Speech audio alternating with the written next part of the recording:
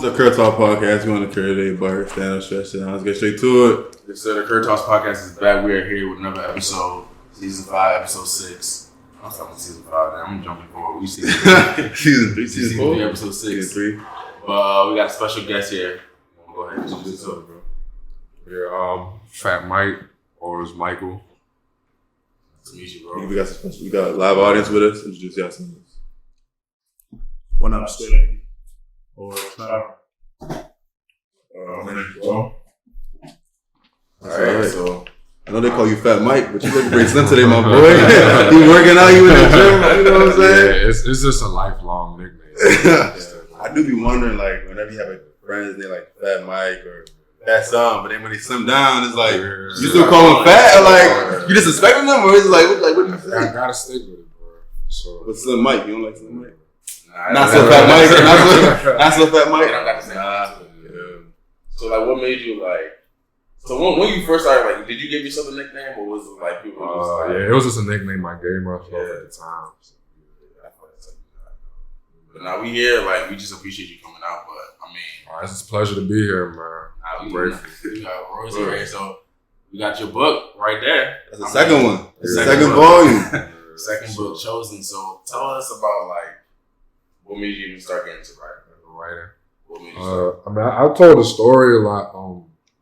I started writing when I was 10. And I started writing for my church.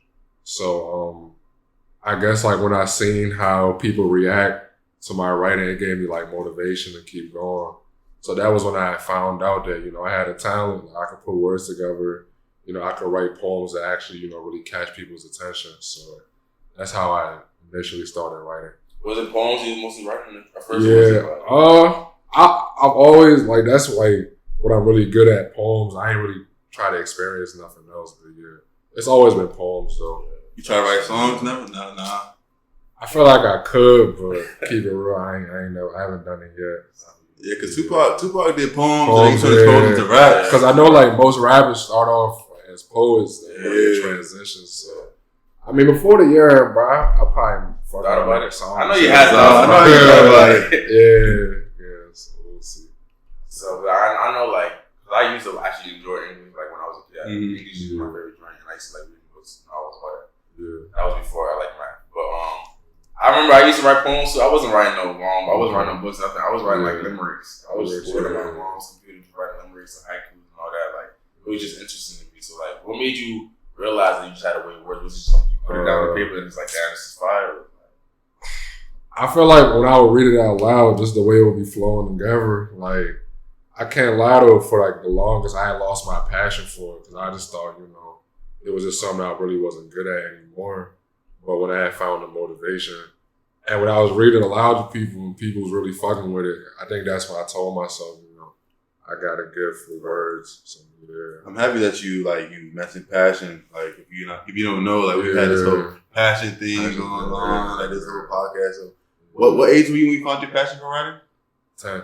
Yeah. At the time, did you know it was your passion? You started something you like? Nah, I'm gonna keep it real. At the time, it was just something I was doing for third Sunday, because you know how Africans be with church. So, I needed something I could do and present to the church, and that was what I chose. But I think I realized it was my passion, because I don't know if you remember them Twitter days when I used to, but I wasn't like, these weren't serious poems. Like, I was not like trolling.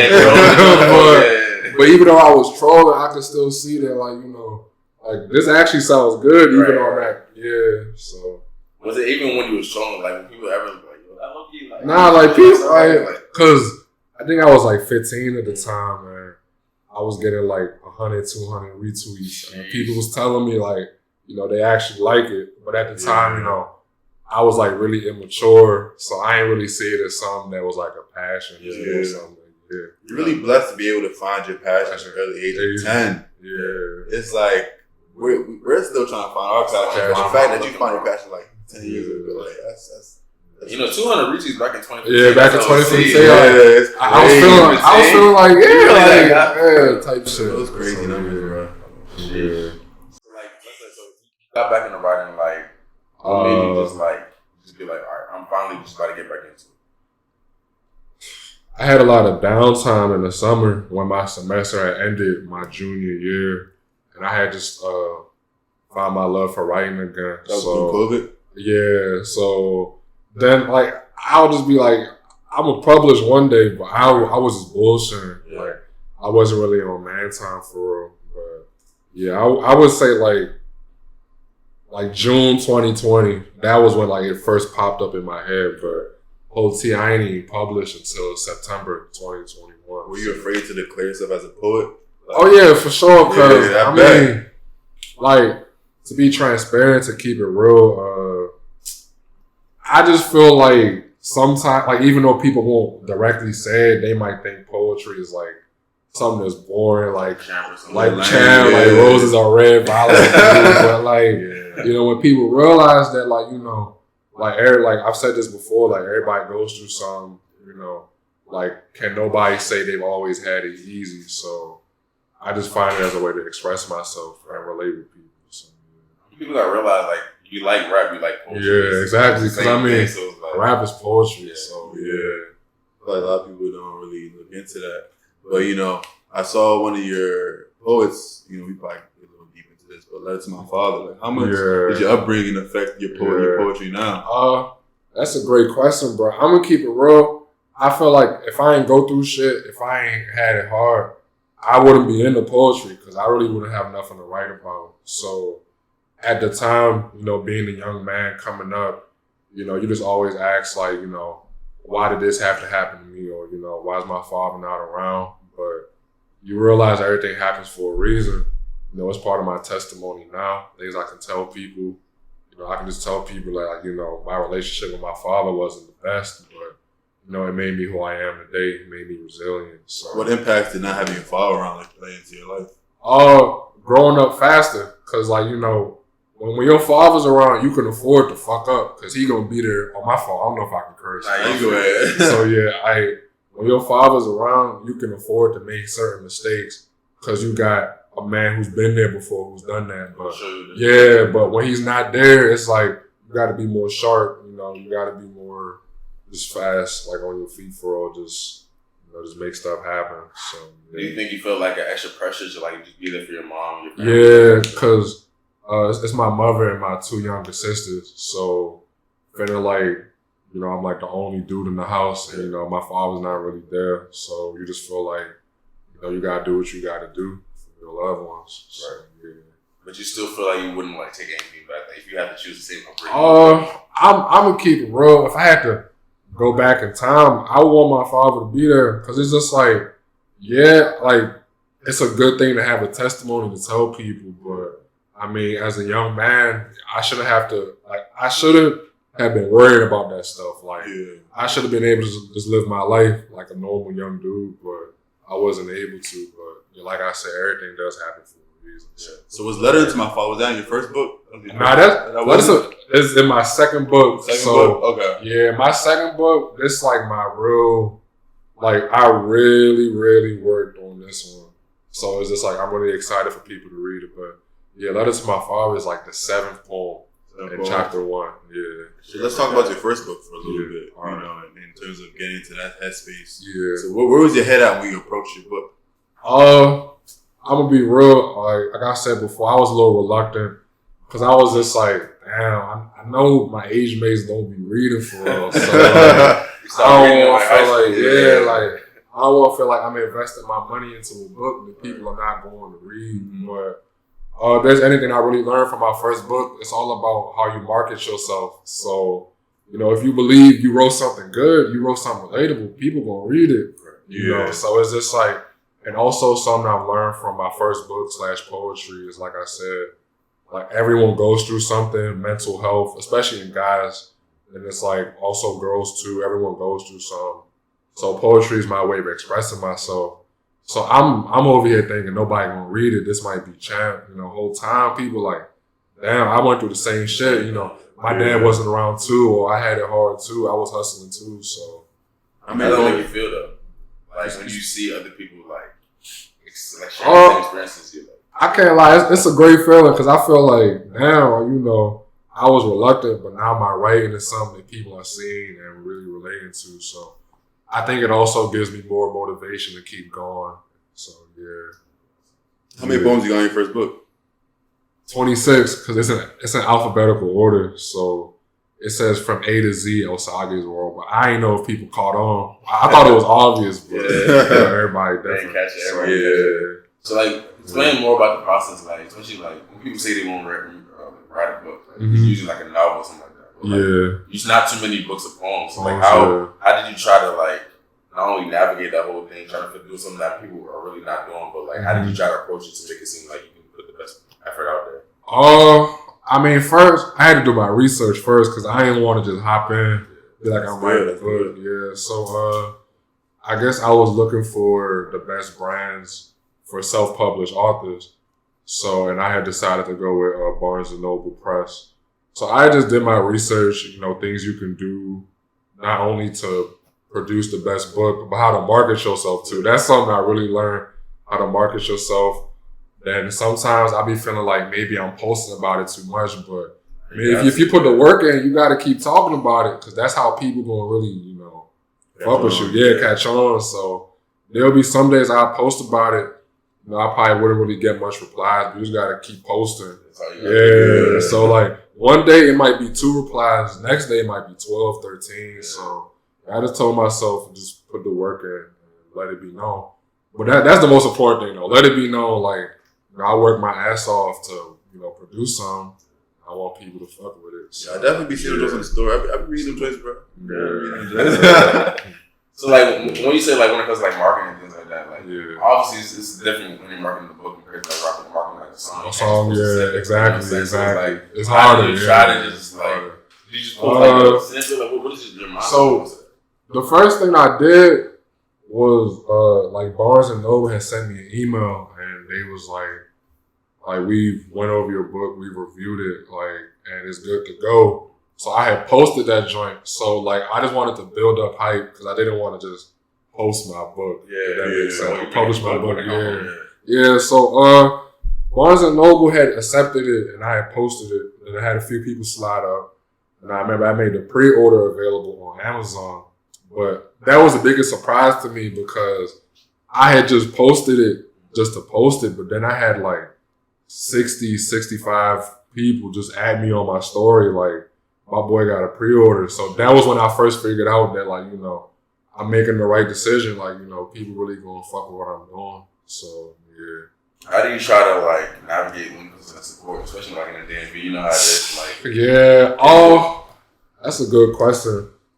I'm gonna be honest. So I just try to focus on the people who support me because I was talking about this on this other interview I was on last month. Like when you see that you put a lot of effort into something and, some people are acting a little funny. They don't want to support you. Like people that you've supported, you see they're not supporting you. I mean, like I said, it takes a toll on your mental and it makes you feel like, damn, maybe I made the wrong decision. But how I navigate, I just try to find the fine line between like my real supporters, my real day one people, and because I mean people do get envious sometimes. You just gotta read between the lines, like when people see that you're doing something that they probably wanted to do, or you doing a little better than them, like shit gonna change. You just gotta read between the lines, but I'm not really worried about who's not supporting me. So yeah, how I navigate,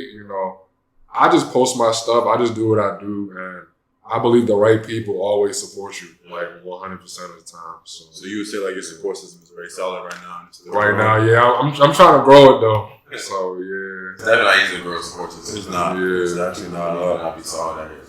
Yeah, especially when you're in podcasting, it's kind of like podcasting got a bad rep. Got a bad rep. So it's like it's probably harder for y'all than me. The way like man, you'd be surprised. Because the thing about podcasting, like with the right clip, you can go crazy. Yeah, 100%. But a book is like 100%. Man, people do not be reading. I wish I still read like I did. I feel like I have a lot more knowledge. I'm trying to get back into reading more. So it's but it's still like the raw clip be going viral. Yeah, exactly. Everybody looking for a viral moment and they taint everything. So we try to do things genuinely. It's the same thing, like you're doing the same thing. I feel like we say this all the time. I feel like it's gonna be a constant thing. Like when you really put in the work, when you really put in that ground, people gonna notice. Like, when you first posted the Barnes & Noble thing, right? And then there wasn't too many replies, but then when you see the pre-order, really on this joint, so let me support type of thing. So like, it's good. I feel like every time we do one of these interviews, we always see it. Yeah, I feel like people only gonna support you if they know you're serious about it. Because then they're like, oh, he's trying to do a book, or they're trying to do a podcast. But then if you read, like, oh, you serious? And then they're gonna try to like support you. I feel you, bro. So more of a question on like the first book release. So like, I want to talk about the because you did 2 release parties, right? Before even the first one, when you released the first book, was there ever like a point where it's like, was it all smooth sailing? We released the book and everything is cool? Or was it like a certain point you kind of started doubting yourself? I wouldn't say it was all smooth sailing, like, because when you're releasing a book, you gotta find someone to edit the joint, draw the cover. You gotta make sure your poem's not running over. You gotta make sure that like your cover fits on the book. So I can't lie, I was working full time while trying to do this. So I'm at work, like ducking off, trying to sneak off, So I was like, maybe I shouldn't do this because, like, not only do I gotta perform tasks for my little 9-to-5 job, but now I'm also trying. So it made me a little skeptical, but I was like, man, all them people added me for the pre-orders. I gotta finish this. So that kept you going. Exactly. And like I already told people about my plans, so I'm not even the type to start something and not finish. So if I started it, I gotta finish. But I would say that was probably like the only little. But besides that, though, I'd say I'm pretty self-motivated. So if I tell myself I'm gonna do something, like just out of respect for myself as a man, I gotta finish the joint. So in terms of the feedback, like you said, like you heard like when all the pushback and things got hard, the feedback, like how important is feedback to you? I'm gonna keep it real with you. It's pretty important because I think sometimes it can be the deciding factor in deciding like, do I want to keep doing this or not? Because like, let's say you put your work into something, you put it out there, you get no feedback. You're just like, damn, like did I do something wrong? So feedback is important, but I try not to let it dictate, everything that I do. At the end of the day, I put the work in to write a book. So regardless of how people feel about it, I'm going to still put it out there. But to answer your question, feedback is very, very important, to be honest. Is it hard taking negative feedback if you have negative feedback? I'm going to be honest. Like, no one's ever told me nothing negative, because I know it's possible, like, someone might read one of my poems and probably not really like it, but they never told me nothing personally. But one thing I have noticed is that when people can relate to a poem, they always like it more. So, prime example, when I had posted Letters to My Father on my Instagram story, like, I got like 20 DMs, like my DMs was just blowing, like, cause like people felt it, like, I guess like, like a lot of people can relate that, like, my dad probably did the same thing, or like I didn't have the best relationship with my dad either. So yeah, I would just say feedback. Yeah, definitely. I feel like people don't understand like how much feedback means to people who create content, like to the books, podcasts, and whatever. Like those are things that actually keep us going. This past weekend, I was talking to like a close family friend, and he was talking to me about like when he started like doing clothes. Yeah, he watched our first podcast with Sierra, and that helped him navigate what he wanted for his clothing line.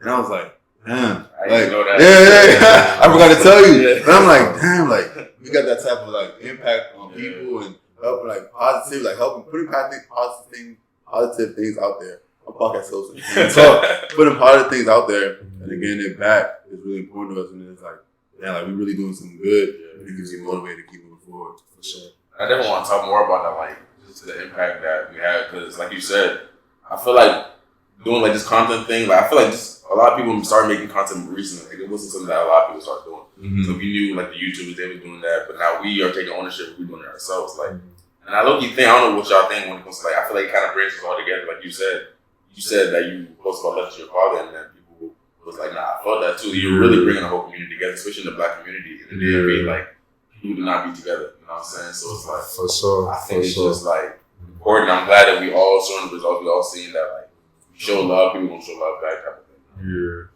We have a second poem called Changes. or the one another. Yeah. Talk about the fear of change and talk about how reluctant people are to change and why that poem is important to you. I can't lie. Like a lot of people tell me that's probably like the best poem I've ever read. Really? Yeah. And at first, I didn't really like the poem like that.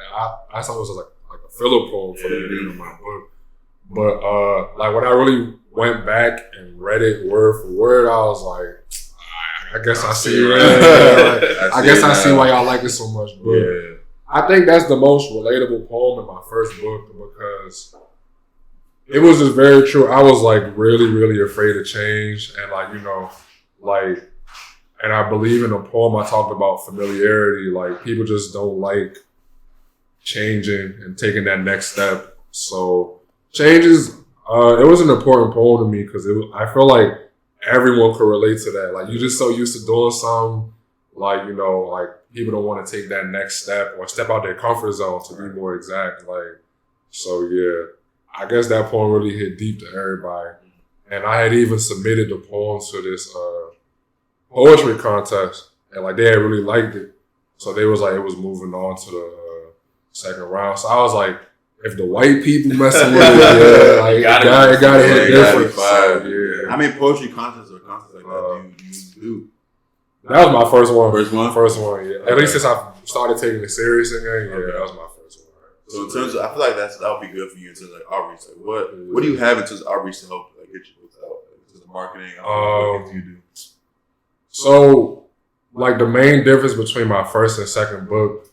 So when I was posting, like I guess when I was getting recognition from my first book, I had so many people DMing me like, I'm into poetry too, I write poetry too, I like poetry too. So I was just thinking to myself like, all these people DMing me telling me they like poetry, you know, and I feel like I have a platform now, so why not like put people's poems in my second book? But it wasn't from a standpoint of like ulterior motives. It was just more like, you know, we need more people to express themselves. But for specific marketing strategies, I was just like, I probably want to get into like spoken word, I guess, and like really start performing this in front of people so like people can really see like a live person really like performing it. Yeah. And I guess it's always posting about it. And I got a lot of people adding me. So for right now, that's my marketing strategy to get my books out there. When it comes to like spoken word, like that's not a thing that if we talking about like that's something that a lot of people would think is champ type of thing. So like what when you try to do that, like because it's not easy. You basically doing a whole new. You're doing something that nobody else is doing, right? Yeah. And I know, like, how would you say, like, have you ever started practicing spoken word? Have you, like, I've seen on your story you've done it, and it sounded good, too. So, like, how do you try to, like, it's not easy publicity. Yeah. I'm going to be honest. So, what I did, I started working on my book in January. So, every single night before I went to sleep, because all my poems are on Microsoft Word, and I have an iPad, and there's, like, this feature on Microsoft Word where you can play it out loud. Every single night, like all my poems was playing out loud. So I had no choice but to memorize it. So I'm like, all right, so now these poems are engraved in my head. Now it's all about performing it and stuff. So yeah, but to practice, I'll just be doing, like I'll just wake up, I'll be in the mirror, probably starting my day, brushing my teeth. And I'll just be like, you know, in 2021, I just start reciting and stuff like that. So the more you do it, the better you become at it. So yeah. That makes a lot of sense. And I want to, like you mentioned, second book, and I opened it up, bought a copy, opened it up, and I seen that you had other people's names and things on the book. So, like, talk more about that, and like, because to show love to other people like that, and have other people in your book, you know what I'm saying? To talk about that process and what we do. So yeah, let's go back to what I was saying. So, like, when everyone was adding me, like, I love your poetry and stuff. Like, another thing that was pretty common is I also like poetry, but it seems like everyone got this fear of judgment. Like a lot of people like poetry and they write it, but they do not want other people to read it. So, and it's just like they don't have a platform, so they believe that even if they posted it, you know, nobody will read it. You know what I'm saying? So I was just like, all right, so I have a platform now. People know I can write. So, and also I just felt like it was like a good compliment to the first chapter of my book. So in the second chapter of my book, I was just like, I'm going to put other people's work in there. Like, Especially because so many people are telling me they do it, so why not just give them the platform? Because it's just like, I just feel like we need more people who can just express themselves, you know. So I definitely think it's good, like, to have more people doing what you're doing too. Yeah, everybody. I think a lot of people try to occupy the same lanes. Everybody tries that's what I'm saying. Everybody can't rap. Everybody can't rap. You know what I'm saying? So like, just to have more people and be more open. I think that in order for we talk about this often, especially in the DMV, in order for us to progress, like people gonna have to be acceptable to other things. Like the word champ is like bad for a lot of people. Like it stops a lot of people from doing a lot of stuff. Yeah. You know what I'm saying? So just for you to be able to just like, you know, put other people on, and put the show that love is definitely good. And it's like it's all gonna come full circle type of thing. For sure. Yeah. So like talk about your the book release party you had. Like, you had two of them now. So like what is like the mindset when it comes to that? That's not, like I said, that's another thing that's like it. Yeah. Well, my book, like, I never officially consider my book like out there until I have some type of event. So usually at a book launch event, I would just have a lot of food, a lot of drinks. Like, I just want to thank the people for coming out supporting me. So it's just usually really chill. Like, I'll be sitting at a table with my books. So whenever people are ready to come and get one, they can come over there. But overall, my book launches are just like, it's more like a thank you to everybody who fucking with me, everybody who support me. Like, I just want to show people I don't take it for granted. I just want to show people, like, you know, my book is out there, and yeah. So, How many copies have you booked? I'm trying to think. Off the top of my head right now, I'm gonna say like 220, 230 around that. Because I remember I had a box of 100. I sold out of those. I had 50 sold out. I had 30 sold out. Then I sold 45 on Amazon. So it's like in the 220, 230 range. But if I add this chosen book, now we talking like, cause I didn't even think to add that, but now we probably talking like 270. But when I'm done selling this first batch of books, 270 probably gonna go to like 350. So I told myself I need 1,000, like I need 1,000. I mean, it's gonna come. I'm just being patient because then again, like I have to physically wait for the books to come, and that be slowing me down for real. But when you first started writing and you first put it out, what type of numbers did you expect? Cause like, did you expect people to really buy it? Cause not, you know what I'm saying? Numbers that I expect. I thought maybe I sound like a good 50, 60. Right. Because I just kept telling myself, people don't be reading, bro. Like, but I mean, when people fuck with you, man, they'll do things they don't usually do. Like, it's just that simple. Like, even if your homie don't like books, if he really your homie, you know, he gonna read a book to support you. So yeah.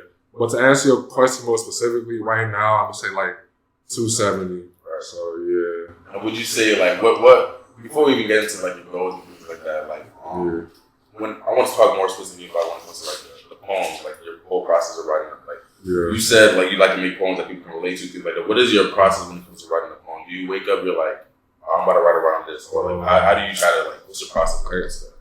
I can't even lie. Like sometimes I'll probably be in the car, music playing. I'll probably hear a certain beat, and like I won't write specifically to the beat, but the beat will motivate me to go and write a rhyme, if that makes sense. And I was on a podcast with my boy Meek, and I was telling him like sometimes I'll put 4 words in my notes, and I'll come back and add a sentence to the words, if that makes sense. So like I just made a whole poem out of 4 words that rhyme. So yeah, that's how I be doing that. That's so interesting. I think it's like I said, it's so different when it comes to rapping. And like when you're rapping, you can hear the beat. All right, I'm gonna do this. But it's like when it's poetry, like it's writing it down. You know what I'm saying? So it's a different story. Do you try to like? What do you try to pull from when you're writing these stories? Do you just like talk about your everyday life, or is it experiences? I say experiences. If you read my first book, like the beginning of my first book, I feel like I just keep talking about like experiences. Then in the middle, I try to get a little bit more different, talk about different things. But the main thing I talk about is experiences, things I've been through, because I feel like people been through it also. So yeah. You have a poem, Testimony. Yeah. And you mentioned it like you're grateful for everything. And life is almost like a testimony, and you're talking about a couple things like that. One poem kind of encompasses a whole bunch of things. Yeah. You're talking about getting a new car. Yeah. You're talking about changing. You talk about, failure, but you also talk about God's intervention. Yeah. I talk about that poem a little bit.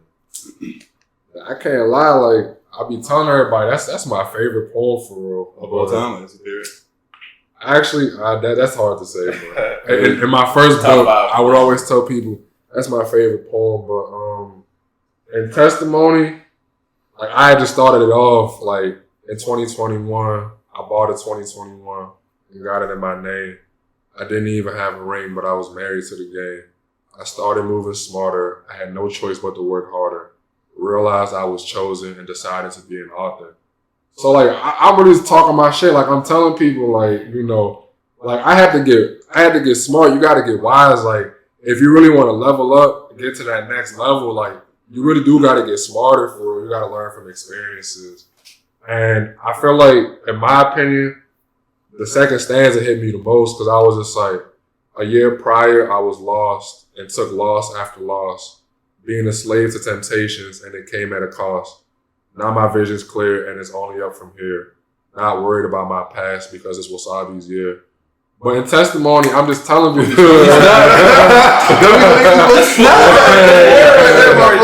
I appreciate that. But yeah, in testimony, I'm just telling people, like, because truth be told, I don't want to get too deep, but like June 2020, around that time, I was just at a low point.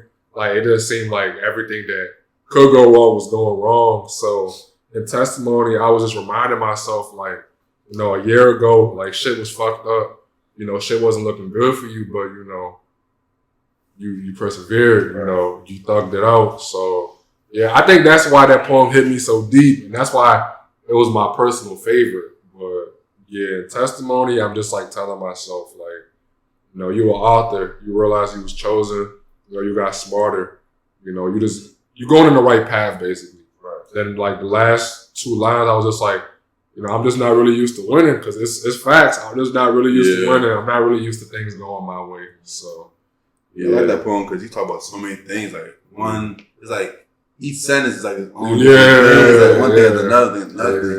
You talk about failures and temptations. And how important is it to you to fail, but also to overcome temptation? Yeah. I've learned, like, you can't get smarter, like, without failing. And it's just like in the moment, it's going to bite. It's really going to suck. You're going to feel like, damn, shit is messed up. Like, I had a goal. I didn't reach it. But I've just learned that hard times really do teach you lessons. So I was just like saying, I'm grateful for it. In the moment, you be sick. You just be like, damn, But yeah, I was just saying I was really grateful for it. Right? How many times have you failed when you was, like, writing? I wouldn't say failed, but lost motivation. I used to lose motivation all the time. Okay. Like, yeah. I just tell myself, this poetry shit not really for me. I'm not really fucking with it. And yeah, so I would say I've lost motivation. Okay. So how do you, for people watching, if they're trying to do something out there, they're losing motivation, what are ways that you advise them to keep motivation, be self-motivated, things like that? That's a good question. I would say to keep trying. I would also say to not be afraid to show people your work. Because like I said, like, that's a lot of people's fears, like fear of judgment.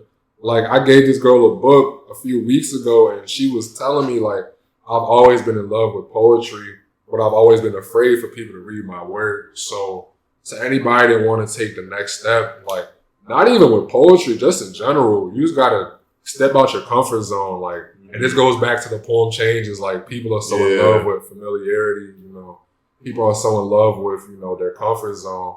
And, you can't reach new heights without stepping out of your comfort zone. So, yeah, that'll be my advice to anybody trying to, you know what I'm saying?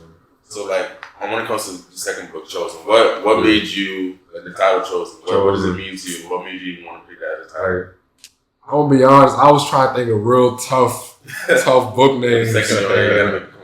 But yeah, but when I actually sat down and thought about it, I only found out I could write poetry because of church. So I felt like this was a real God-given talent. So I feel like I was chosen. Like, God really chose me to be gifted with words. So I feel like it just goes hand in hand with me figuring out, I had a talent, I can actually write. Right. So that's actually the story behind why I chosen to be the title. Yeah, a lot of people and Africans find their talents in church. Yeah, they don't even know it. Exactly. Music, whatever it is, like they find their talents in church, and I feel like honestly, I feel like that's the best place to find your talent for real. Yeah, I feel like God will never leave you wrong, and it's like if you find it there, like it's from Him. You know, just reading poems, I can tell that you can tell your relationship with God's definitely kept you. Yeah, 100%. You know what I'm saying? Brought you in a lot of different ways. So talk more about that. Talk more about how you try to just stay grounded in life. Yeah, it's funny because I had this girl, she read my whole book in a day, and she was just telling me that she noticed that in a lot of my poems, I talk about God, and I don't even be noticing, when I be writing it, I don't notice, damn, I did mention God 3-4 times in 2 stanzas, but I feel like it just goes back to what I was saying about it's a God-given talent. So I feel like inadvertently, I always want to mention Him because I found out through church. So yeah, I feel like I don't ever want to think I'm doing this by myself because I feel like the reason things got better for me was because of God. And, I finally realized my potential. Right. So yeah. For the live audience, I wanted to ask y'all, what are y'all just trying to support him and things like that? How do y'all seeing him grow and things when it comes to this book, his first book, second book? How have y'all seen him grow when it comes to that? I think that when Mike first dropped his first book, you could tell he was nervous to see what people think about it. Right. For sure. And then as time went on, you saw the growth of how people followed it. And then he started dropping different poems in his free time. Right? And then contribute to the second book. So I think from the first book to now to that growth. For sure. And it's good. I think just having, you said, a support system like that, people who can see you grow, give you that kind of feedback because people who buy your book, just on IG, they're not gonna, they don't know your experience, they don't know how you've grown from this point to this point. So just having that solid support system is definitely just an amazing thing. So what are some of your goals that you had for this year? I think main joint, I wanted to sell 500 copies of Chosen. So right now, whenever I do sell out, I'll probably be at 150. So I'll be at about a third of my goal for real. I wanted to get more into spoken words. So I wanted to find spots, I guess, that have spoken word poets step in there. Yeah. Because that's a part of stepping out of my comfort zone because I feel like I can write but I feel like I'm still somewhat a little bit nervous when it comes to performing my poetry. So that's another goal I had. And another goal I had was to just get more people into poetry. I got my friend just published his first book today. I really respect that. Yeah, I fuck with that. So yeah, he had hit me up a few weeks ago, he was gonna do it. I told him I was happy for him. And just real recognized real. So yeah, that's just another one of my goals. Is get not even men, just people in general, more people to start publishing in the DMV area. Right. Yeah, more writers in the DMV to come out their show. So are you able to see if anybody outside the DMV buys your book? Not really. Right. Not really. I was just wondering, when it comes to just the outreach, when it comes to how do you? Because I feel especially when you're marketing a book, it's kind of we talked about how hard it is to write a book. Yeah. What do you try to keep in mind to just keep selling more books, things like that? Because you went from book 1 to book 2, really fast turnaround. So what made you just want to keep it pushing, keep trying to grow brand? I was just you gotta stay consistent. In order for you to grow, you gotta stay consistent. You gotta step out your comfort zone. So I was just I didn't want to rush book 2, but I didn't want to wait too long either because I felt if I waited too long, because one thing I noticed a lot of people in the DMV be doing is they'll come out with an idea song, then they'll go ghost. You won't hear from them for a brick. Right. Then they pop back up. But it's I ain't never been one to say that nobody cares about what you're doing, but it's just damn, bro, you've been gone for a minute. So you gotta give people support all over again, low key. You know what I'm saying? So I was just I need to keep myself relevant. So if that means posting 2 new poems every 2-3 weeks, then so be it. But yeah, I had to keep myself relevant. Right. For so I definitely feel that, especially when it comes to content creation. I think I think like just having this platform, just having like I feel like it's basically just free game. Like people, I think a lot of people. I wouldn't honestly when I was in high school, I never thought it was possible for like somebody my age to like publish a book. I thought you have to be like established. I thought you got to go through proper channels, things like that. But I think you just showing people like, nah, you ain't got to do that. You can really just publish a book. You know what I'm saying? So it's definitely good to see that. I know in the book process, you have like write the book and you send it to editor. Is there ever a time where you can be your own editor? I'm gonna keep it real with you, bro. I am my own editor. I don't even got no editor for real. But people. Like, the main thing that I depend on people for is to draw my book cover. And for Chosen, I had someone help me with the back. But I think because it's poetry and I know my writing, I don't really need an editor. But some people's poetry might be more, like, it might be more wordy. So they might actually need editors. So you just got to, decide what you want to do in terms of that. So, yeah. What can we expect from book 3? I know you ready to start thinking about it. I know you ready to start thinking about it. I know you ready to start it, bro. I'm gonna keep it real with you, man. I feel like book 2 is so fresh. I've thought about book 3, but like an actual idea, I can't really answer that right now. But keep it real with you, bro. But my thing is all about progressing. So I want book 3 to be major, and keep it real with you. I want book 3 to be published by like a publisher. So I want to get published by like the major publishing houses. So that's my goal for book 3. But so you're gonna take a little break and just spoken word and like I'm gonna take a little break, do a little bit of spoken word, then try to branch myself more out to like literary agents. Because that's what I'm looking for. But I'm gonna keep it real. It's hard as hell to find literary agents for poetry, especially. But if I say novels, okay. For poetry. I mean, I'm not losing faith though. I know it's gonna happen sooner or later. That's enough you gotta have at this point. So, and what would you say like when it comes to like the future?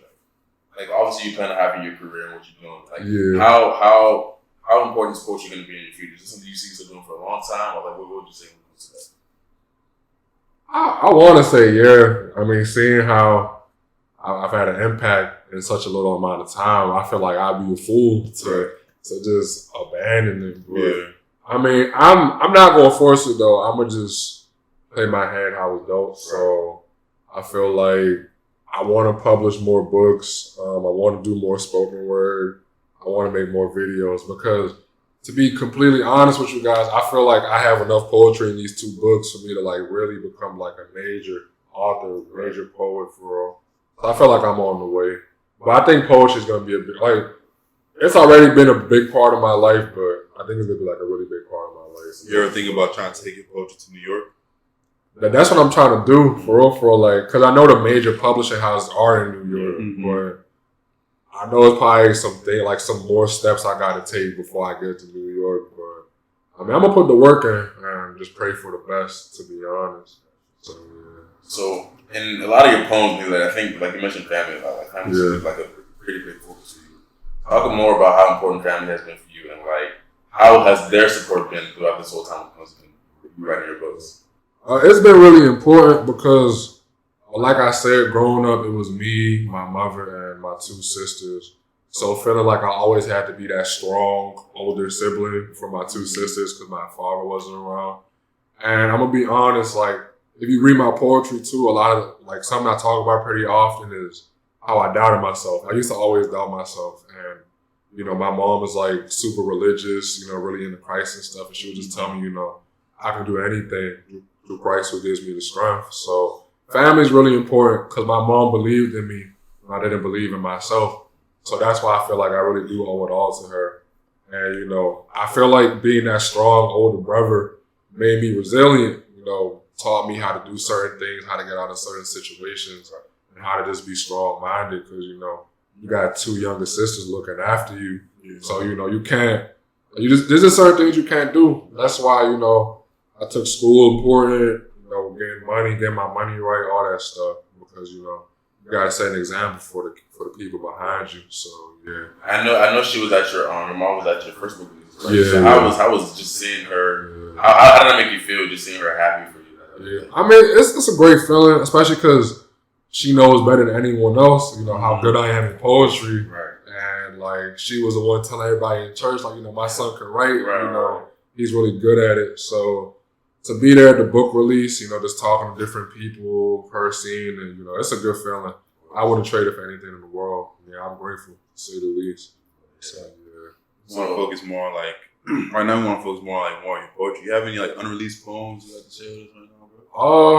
Any off the top? I do got unreleased, but I don't know it off the top, to be honest with y'all. But I do got some.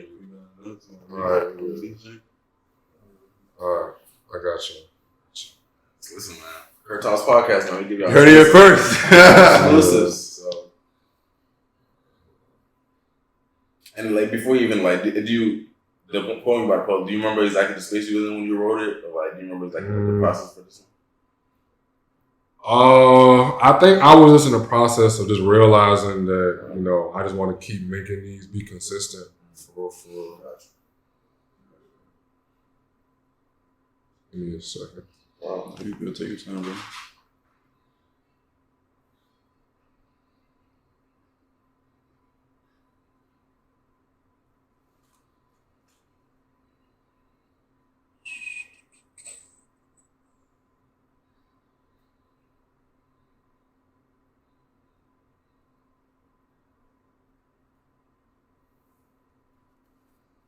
All right.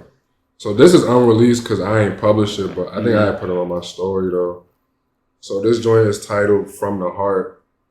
So I wrote, they don't realize with a lot of plans, you have to make it make sense. I published my first book when I was 20 and haven't looked back ever since.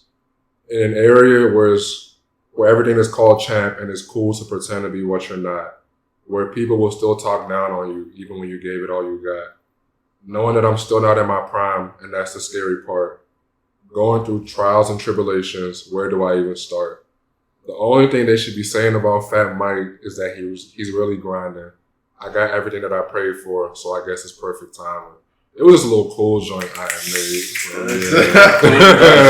That's a cool joint. That's just a little cool joint I had made. I got one more I had posted. You got any just game posts? Like, nobody's seen. I'm trying to think. You trying to get an exclusive?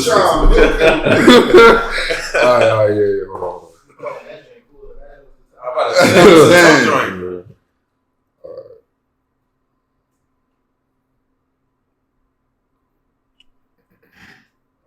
This one joint I ain't never showed nobody, and I titled it My Crazy Life.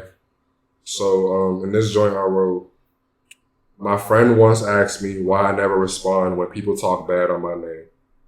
Honestly, it's because I got so used to it. It's all part of the game.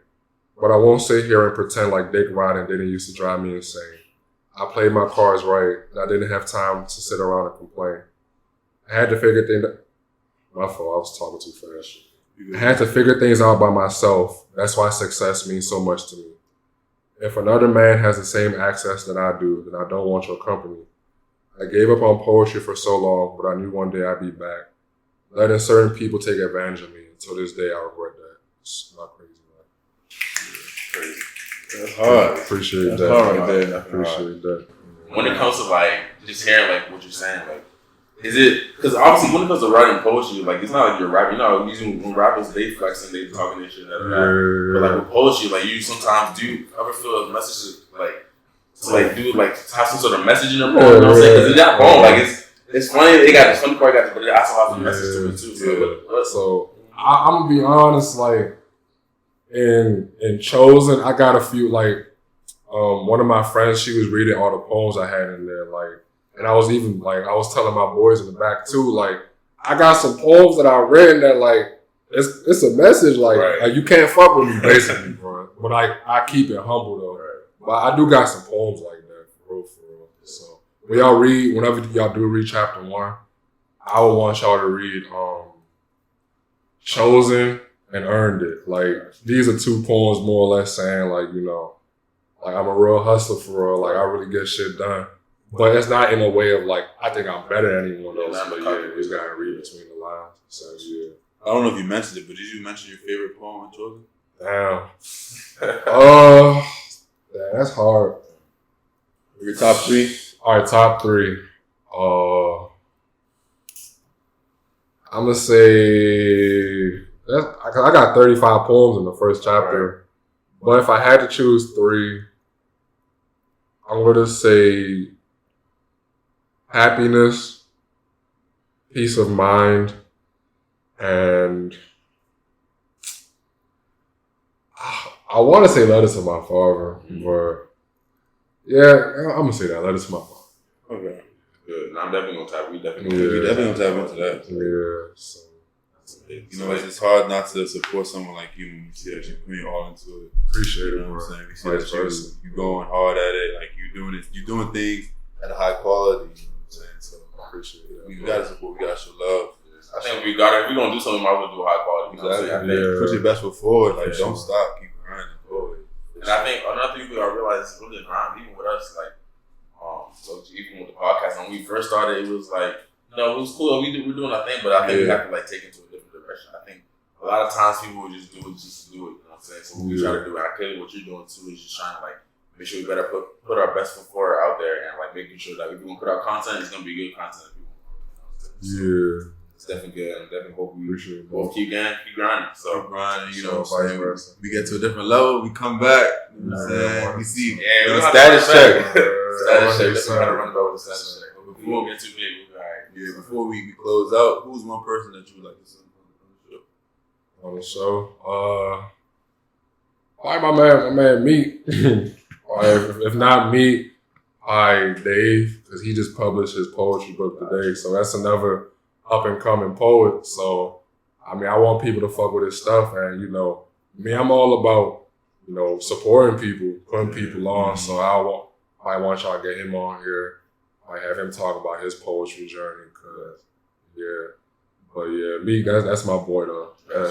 We had me on there, big ones. So we had me on. So we definitely, and we got hop in this one too. So yeah, it's gonna be good, man. I appreciate you coming out. Appreciate you showing love and everything like that. So we just wish you the best of luck and everything like that. Appreciate y'all for coming out too. And with that, I mean, we out. Appreciate y'all sitting on the curb with us today. We